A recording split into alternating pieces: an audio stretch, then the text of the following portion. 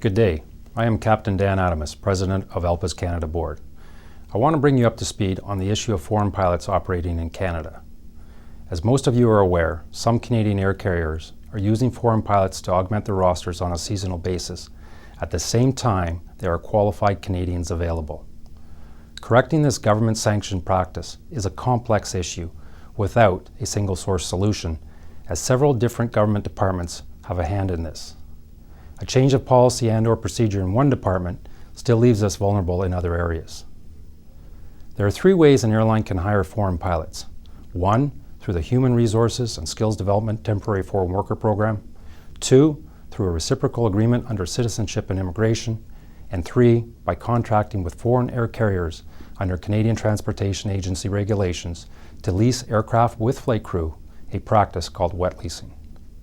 We believe these programs are being used to create economic advantage, not to fill a labor shortage, which is the intent of these programs. Let me explain.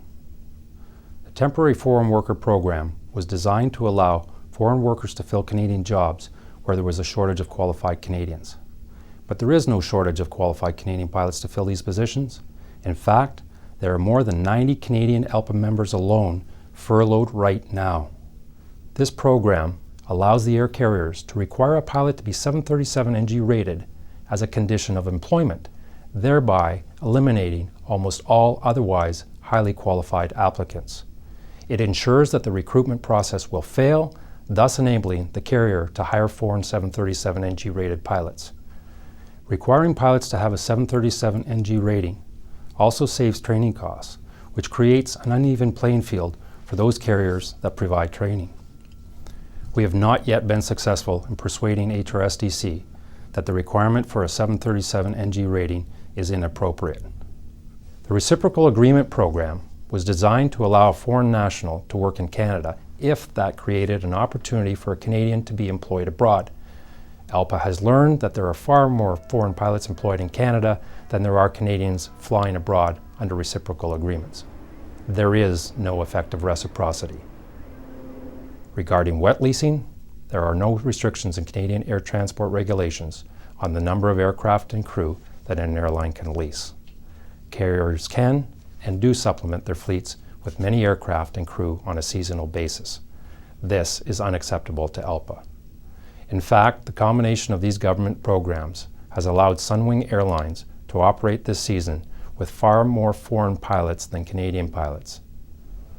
The Canada Board has been extremely active in pursuing a solution to these problems. In 2012, ALPA representatives had more than 20 face-to-face meetings with officials from Transport Canada, Citizenship and Immigration, Human Resources and Skills Development, members of the House of Commons Transport Committee, and several members of Parliament, including their senior staff. ALPA also wrote a letter of intervention to the Canadian Transportation Agency opposing Sunwing's most recent wet lease application.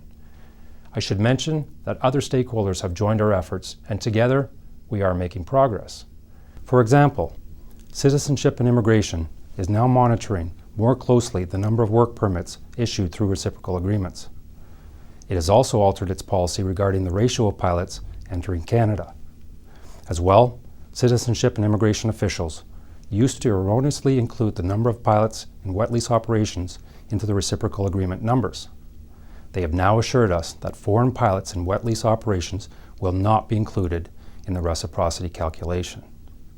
In addition, the Canadian Transportation Agency announced it will conduct a review of its wet lease policy as a result of pressure from our lobbying efforts. ALPA will take an active role in that review. Our recommendation will be that wet leases should not be used as a tool to supplement fleets. Wet leasing should only be allowed in limited circumstances when the carrier's own aircraft are not available because of unplanned events. We will recommend restrictions on the number of aircraft that can be wet leased and the length of time they can be used. While incremental gains have been made, they are not enough. This issue will remain the Canada Board's top priority in 2013. We will continue to pursue all avenues to resolve this issue and bring furloughed ALPA pilots back to work.